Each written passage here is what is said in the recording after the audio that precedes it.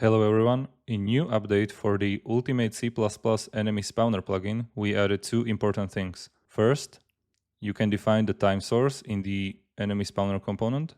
You have three options here. First is Game Time Manager, which basically use the Game Time Manager component that comes with this plugin.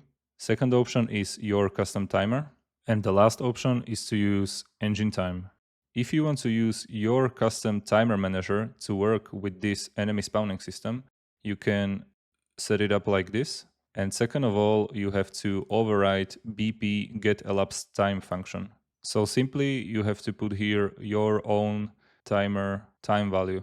Please keep in mind that getElapsed time function only affects how calculation between minimal game progress and maximum game progress works. So it only affects the enemy configs over here.